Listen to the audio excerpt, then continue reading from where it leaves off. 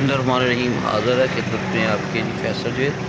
ये देख सकते हैं जी, जगह जगह गंदगी के ढेर अक्सर देखने में नज़र आते हैं। गलियों में पानी खड़ा है, पानी उबल रहा है और ये गार, ये तमाम मनाज़र देख सकते हैं। जगह जगह पानी मतलब खड़ा है, गंदगी के ढेर हैं। मतलब है जो वेस्ट मैनेजमेंट का मनसूबा है ना जी, मेरी जो नज़र में है और लोगों की राय भी यही है कि ये नाकाम है और सफाई करने बिल्कुल नाकाम है। ये कचरा किस तरह नज़र आता है। मैं मतलब मामूली सी झलकियाँ करवाऊँ, अभी पूरे शहर की बात नहीं, चंद एक दो गली की मैं बात कर रहा हूँ। ये मुख्तलिफ देख सकते हैं जी, पानी किस तरह है, कचरा किस तरह खड़ा है, पड़ा हुआ है।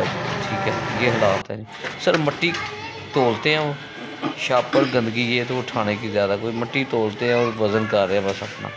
ठीक है, ये सब ड्रामा हो रहा है, लेकिन मैं आपको दिखा रहा हूँ ये मुनाज़र। ठीक है, ये देख, ये हालात है शहर में सफाई।